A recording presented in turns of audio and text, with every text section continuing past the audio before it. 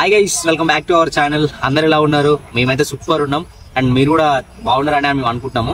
And ఈ weekend వచ్చేసి మనం అయితే బీదర్ లో ఉన్నటువంటి జరాని లక్ష్మీనరసింహస్వామి టెంపుల్ కి అయితే వచ్చినాము. ఈ వీడియోలో ఆ టెంపుల్ అయితే ఎక్స్ప్లోర్ చేద్దాము. అండ్ ఈ టెంపుల్ కి వచ్చేసి ఒక ప్రత్యేకత ఉంది. ఏంటంటే అండర్ గ్రౌండ్ వాటర్ లో నుంచి, అంటే ఆ వాటర్ లో నుంచి వెళ్ళి ఆ లక్ష్మీనరసింహస్వామిని అయితే దర్శించుకోవాలి.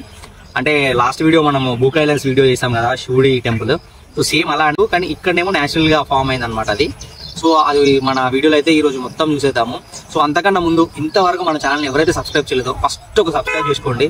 అండ్ ఈ వీడియోని పూర్తిగా చూసి ఒక చిన్న లైక్ చేయండి. అండ్ అదే విధంగా మీ ఫ్రెండ్స్ కూడా షేర్ చేయండి. సో లేకుండా let's get into the video. So guys, మన జర్నీ అయితే స్టార్ట్ అయిపోయింది. మన కేపీహెచ్పి నుంచి ఈ జరాని లక్ష్మీనరసింహస్వామి టెంపుల్కి అయితే 130 కిలోమీటర్స్ అయితే చూపిస్తుంది. మేము బైక్ పైన వెళ్తున్నాం కాబట్టి గూగుల్ మ్యాప్స్ పెట్టుకొని అయితే వెళ్తున్నాము. సో మీరు ఎవరైనా ఈ టెంపుల్కి వచ్చి ఇక్కడ ఉన్న లక్ష్మీనరసింహస్వామిని దర్శించుకోవాలంటే మనకి హైదరాబాద్ నుంచి బీదర్కి బస్ అవైలబిలిటీ ఉంది అండ్ అదేవిధంగా ట్రైన్ అవైలబిలిటీ కూడా ఉంది. సో ఈ వీడియోని పూర్తిగా ఎక్కడ స్కిప్ చేయకుండా అయితే చూడండి. నేను లాస్ట్లో అయితే ఇక్కడికి ఎలా రీచ్ అవ్వాలి, బస్సెస్ ఏమున్నాయి, ట్రైన్స్ ఏమున్నాయి, ఆ డీటెయిల్స్ కూడా నేను మీకు లాస్ట్లో అయితే చెప్తాను. ఫైనల్లీ మేమైతే ఈ టెంపుల్కి వచ్చేసాము. ఇక్కడ బైక్ పార్కింగ్ చేయడానికి బైక్ అయితే 2 వీలర్కి అయితే 10 రూపీస్ ఛార్జ్ చేస్తున్నారు అండ్ అదేవిధంగా 4 వీలర్స్కి అయితేనేమో 20 రూపీస్ ఛార్జ్ చేస్తున్నారు. సో మేము బైక్ పార్కింగ్ ప్లేస్లో మా బైక్ని పార్క్ చేసి మేమైతే టెంపుల్లో ఉన్న లక్ష్మీనరసింహస్వామిని దర్శించుకోవడానికి అయితే లోపలికైతే వెళ్తున్నాము. సో మీరు ఇక్కడ చూస్తున్నారు కదా, ఇదే అనమాట లోపలికి వెళ్ళడానికి వే. సో మనం వెళ్ళేటప్పుడు ఇటు సైడ్ రైట్ సైడ్లోనేమో మనకి చిన్నపిల్లలు ఆడుకునే బొమ్మలు అండ్ లెఫ్ట్ సైడ్లోనేమో ఎవరైతే ఇక్కడ స్టే చేద్దాం అనుకుంటున్నారో వాళ్ళు వండుకోవడానికి ఫెసిలిటీస్ అయితే ఉన్నాయి. సో నేను అవి కూడా చూపిస్తాను. ఫస్ట్ అయితే మనం టెంపుల్ లోపలికి వెళ్ళి ఆ లక్ష్మీనరసింహస్వామిని దర్శించుకొని అయితే వద్దాం. గైస్, నా లెఫ్ట్ సైడ్లో చూస్తున్నారు కదా, ఇక్కడ కళ్యాణకట్ట అని అయితే రాసిందనమాట. అది కన్నడలో రాసింది అండ్ తెలుగులో కూడా రాసింది.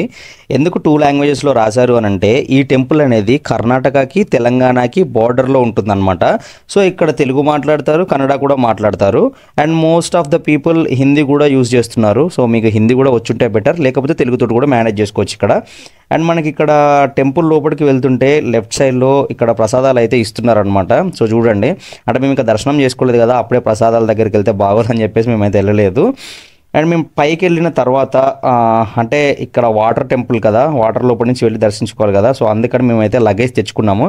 సో మీరు కూడా తప్పకుండా లగేజ్ తీసుకెళ్ళండి. ఇక్కడ లగేజ్ పెట్టుకోవడానికి మనకి లాకర్ రూమ్స్ కూడా అవైలబుల్గా ఉన్నాయి. అండ్ మనకి దర్శనానికి వచ్చేసి వీళ్ళైతే పర్ హెడ్ 10 రూపీస్ అయితే ఛార్జ్ చేస్తున్నారు. సో మేము ఇద్దరం ఉన్నాం కాబట్టి, భాస్కర్ గారు నేను కాబట్టి 10 రూపీస్ అయితే ఛార్జ్ చేసి మాకు 20 రూపీస్ అయితే టోటల్ బిల్ అయితే వేసిరనమాట. సో ఇప్పుడు మనం అయితే దర్శనానికి వెళ్ళిపోదాము. మనం టికెట్స్ తీసుకున్న కౌంటర్ నుంచి లెఫ్ట్ సైడ్లో మనకైతే వే టు దర్శనానికి ఒక బోర్డు కనిపిస్తుంది. అక్కడి నుంచి ఒక 100 మీటర్స్ మనం లోపలికి నడిస్తే టెంపుల్ లోపలికి అయితే వెళ్తాము. సో మీరు ఇక్కడ చూడండి, ఈ వే అయితే ఈ విధంగా ఉంది అండ్ జనాలు కూడా విపరీతంగా ఉన్నారు. ఎందుకంటే వీకెండ్స్ కాబట్టి అండ్ మేము సాటర్డే రోజు వెళ్ళాం కాబట్టి జనాలు అయితే చాలా ఉన్నారు. సో వీళ్ళందరినీ దాటుకుంటూ ముందుకైతే వెళ్ళిపోవాలి. సో మనకి ఈ మార్గం మధ్యలో ఫస్ట్ అయితే వినాయకుడు దర్శనం ఇస్తారు. సో ఆయనను దర్శించుకున్న తర్వాత ఈ నరసింహస్వామిని దర్శించుకోవడానికి అయితే మనం వెళ్ళాలి. సో మీరు ఇక్కడ చూస్తున్నారు కదా, ఇదే మెయిన్ టెంపుల్. ఇది ఒక గుహలా అయితే ఉంటుందన్నమాట, మీరు చూస్తున్నారు కదా. సో దాని లోపలి నుంచే మనం అయితే లోపలికైతే వెళ్ళాలి. ఫైనల్లీ మనమైతే ఈ గుహ లోపలికి అయితే వచ్చాము. ఈ గుహ మొత్తం మీరు చూడొచ్చు, వాటర్ తోటి అయితే నిండిపోయింది. ఈ దారి మొత్తము మనకి 300 to 350 మీటర్స్ అయితే ఉంటుంది ఆ స్వామివారి దగ్గరికి వెళ్ళడానికి.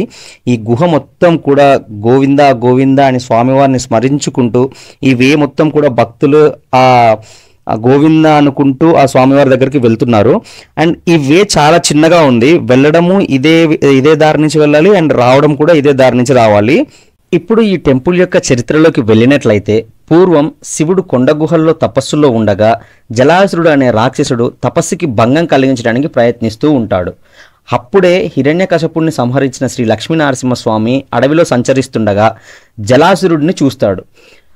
ఈ జలాసురుడు ఆ తపస్సుకి భంగం కలిగించడం చూసిన లక్ష్మీనరసింహస్వామి కోపంతో రగిలిపోయి ఆ జలాసురుడిని అయితే సంహరిస్తాడు. సో ఆ జలాసురుడిని సంహరించే టైంలో జలాసురుడు లక్ష్మీనరసింహస్వామిని ఒక వరం కోరుకుంటాడు. జలాసురుడు చేసిన కొన్ని మంచి పనుల వల్ల ఆ స్వామి కూడా వరం ఇవ్వడానికి సిద్ధమవుతాడు. కానీ ఇచ్చేటప్పుడే మంచి వరం కోరుకో అని జలాసురుడికి అయితే చెప్తాడనమాట. అది విన్న జలాసురుడు ఒక వరం అయితే కోరుకుంటాడు. అదేంటంటే, స్వామి మీరిక్కడ కొలువై ఉండాలి, మిమ్మల్ని నా పేరుతో కలిపి పిలవాలి అని అయితే వరం కోరుకుంటాడు. జలాసురుడు కోరుకున్న విధంగానే లక్ష్మీనరసింహస్వామి ఆ వరాన్ని ఇస్తారనమాట. సో అందుకనే అప్పటి నుంచి ఆ స్వామి ఇక్కడ కొలువై ఉండి ఆయనని జరాని నరసింహస్వామి అని అయితే పేరుతో అయితే పిలుస్తున్నారు. సో అందుకనే మనకి ఇక్కడ ఉన్న ఈ స్వామిని జరాని నరసింహస్వామి అని, జల నరసింహస్వామి అని అయితే పిలుస్తూ ఉంటారు. సో ఈ టెంపుల్ చరిత్ర అయితే ఇది గైస్. అండ్ మీరు చూస్తున్నారు కదా, ఇది మొత్తం కూడా వాటర్తో నిండిపోయి అయితే ఉందన్నమాట. అండ్ మనం ముందుకెళ్తా ఉన్న కొద్దీ వాటర్ లెవెల్స్ అయితే కొంచెం తగ్గుతూ ఉన్నాయి. అండ్ ఈ వాటర్లో ఎక్కువ మొత్తంలో సల్ఫర్ ఉండడం వలన మన చర్మ వ్యాధులను కూడా నివారించుకోవచ్చు అనేది ఇక్కడ వాళ్ళు చెప్తున్నారు. అండ్ మనకి పైన మీరు చూస్తే మనకి పెద్ద పైప్స్ లాగా కనిపిస్తున్నాయి కదా, అందులో నుంచి మనకైతే ఆక్సిజన్ సప్లై చేస్తున్నారు, అంటే గాలి రావడానికి అయితే పెట్టారనమాట అవి. అండ్ ఇక్కడ వాటర్ కూడా చూడండి కొంచెం రెడ్డిష్ కలర్లో అయితే ఉన్నాయన్నమాట. ఈ వాటర్ వల్ల మనకైతే ఎలాంటి ఇబ్బంది లేదు, ఎలాంటి ప్రాబ్లం లేదు గైస్. అండ్ మేమైతే దర్శనానికి వెళ్తున్నాం కదా, అండ్ మనకి రైట్ సైడ్ నుంచి అయితే దర్శనం ఆల్రెడీ కంప్లీట్ అయిన వాళ్ళైతే వస్తున్నారు. సో నేను మీకు ఫస్టే చెప్పాను కదా, ఒకటే వే, వెళ్ళడానికి ఒకటే వే, రావడానికి ఒకటే వే అని చెప్పేసి. ఆల్మోస్ట్ మనమైతే ఇప్పుడు గర్భగుడి లోపలికైతే వెళ్తున్నాము. గర్భగుడి లోపల మనకి ఫొటోస్ తీయడం కానీ వీడియోస్ తీయడం కానీ అసలు ఎలో లేదనమాట. సో అందుకని మేమైతే ఫొటోస్ వీడియోస్ అయితే తీయలేదు ఆ గర్భగుడిలో. మీరైతే ఖచ్చితంగా ఈ టెంపుల్ని అయితే విజిట్ చేయండి, బాగా ఎంజాయ్ చేస్తారు. వీకెండ్స్లో అయితే ఖచ్చితంగా రండి. వాటర్లో వెళ్ళి దర్శించుకోవడం అంటే సూపర్బ్ కదా. సో గైస్, మా దర్శనం అయితే కంప్లీట్ అయిపోయింది. అండ్ బయట నుంచి వ్యూ చూడండి, ఈ టెంపుల్ యొక్క వ్యూ అద్దరిపోయింది కదా. అండ్ మేము వెళ్ళేటప్పుడు లోపలికి వెళ్ళేటప్పుడు కొబ్బరికాయలు తీసుకొని అయితే వెళ్ళాము. సో కొబ్బరికాయలు అయితే లోపలికి not allowed, strictly not allowed. So అందుకని మీరు కొబ్బరికాయలు అయితే లోపలికి తీసుకెళ్ళకండి. దర్శనం కంప్లీట్ అయిపోయిన తర్వాత బయటికి వచ్చిన తర్వాత మనకి షాప్స్ ఉంటాయి. ఇక్కడ రైట్ సైడ్లో షాప్స్ ఉంటాయి, లెఫ్ట్ సైడ్లో షాప్స్ ఉంటాయి. సో ఇక్కడ మీరైతే టెంకాయ తీసుకొని ఇక్కడ కనిపిస్తుంది కదా, ఈ పాదాల దగ్గర అయితే మనం కొబ్బరికాయ కొట్టొచ్చు అనమాట.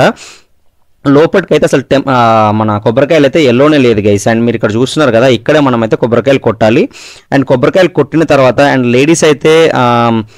లేడీస్ కూడా వాటర్లో వెళ్ళి దర్శించుకున్నారు కదా, లేడీస్కి డ్రెస్ చేంజ్ చేసుకోవడానికి మనకి ఈ పాదాల ముందు లేడీస్ డ్రెస్ చేంజ్ చేసుకోవడానికి రూమ్స్ కూడా అవైలబుల్గా ఉన్నాయి. సో లేడీస్ అక్కడికి వెళ్ళి డ్రెస్ కూడా చేంజ్ చేసుకోవచ్చు. సో గైస్, మనకి ఈ పాదాల ముందు అయితే ఒక కొలను అయితే ఉందన్నమాట. సో ఆ కొలనులోకి వెళ్ళి స్నానం అయితే చేద్దాం మనము. సో మీరు ఇక్కడ చూస్తున్నారు కదా, ఇదే ఆ కొలను. ఇంతవరకు ఈ కొలనులో వాటర్ ఎప్పుడు కూడా ఇంకిపోలేదంట. స్వయంగా ఈ వాటర్ అన్ని కూడా లక్ష్మీనరసింహస్వామి వారి పాదాల నుంచి వస్తున్నాయి అనేది ఇక్కడ వాళ్ళైతే నమ్ముతూ ఉంటారనమాట. సో నేను మీకు ఇంతకుముందు చెప్పాను కదా వీడియో లాస్ట్లో, మీకు ఇక్కడికి ఈ టెంపుల్కి ఎలా రీచ్ అవ్వాలి అని చెప్తాను అని చెప్పేసి. ఈ టెంపుల్కి రీచ్ అవ్వడానికి మనకి హైదరాబాద్ నుంచి బీదర్కి నెంబర్ ఆఫ్ బస్సెస్ అయితే ఉన్నాయన్నమాట. సో మీరు బీదర్కి వచ్చిన తర్వాత బస్ స్టాండ్ నుంచి మనకి ఆటోస్ అయితే అవైలబుల్గా ఉన్నాయి ఈ టెంపుల్ వరకు. సో బస్కి రాలేకపోతే ట్రైన్స్ కూడా మనకి బీదర్కి అయితే అవైలబుల్గా ఉన్నాయి. అండ్ రైల్వే స్టేషన్ నుంచి కూడా మనకి ఈ జరాని లక్ష్మీనరసింహస్వామి టెంపుల్కి ఆటోస్ అయితే ఎనీ టైం అవైలబుల్గా ఉంటాయి. సో మీకు ఎలాంటి ఇబ్బంది అయితే లేదనమాట. సో ట్రావెలింగ్ గురించి అయితే అది గైస్. అండ్ నేను మీకు ఇంతకుముందు చెప్పాను కదా, మనకి లెఫ్ట్ సైడ్లో వీళ్ళు వండుకోవడానికి ఫెసిలిటీ కూడా ఉంది అని చెప్పి. సో అది ఆ సత్రం ఇదే అనమాట, ఇక్కడ చూడండి. సో గైస్, ఈ వీడియోకి అయితే ఇంతే. ఈ వీడియో మీకు ఎలా అనిపించిందో కింద కామెంట్ బాక్స్లో అయితే కామెంట్ చేయండి. అండ్ ఈ వీడియో కనుక మీకు నచ్చినట్టయితే చిన్న లైక్ చేయండి. అండ్ ఈ ప్లేస్కి ఎవరితో అయితే విజిట్ చేద్దాం అనుకుంటున్నారో వాళ్ళకి ఈ వీడియోని షేర్ చేసి మన ఛానల్ అయితే సబ్స్క్రైబ్ చేసుకోండి. అండ్ మీరు ఏమన్నా ప్లేసెస్ సజెస్ట్ చేయాలి, నెక్స్ట్ టైం మేము ఏమన్నా ఎక్స్ప్లోర్ చేయాలి అని అంటే కింద కామెంట్ బాక్స్లో మాకైతే ఆ ప్లేస్ని కామెంట్ చేయండి గైస్. బాయ్.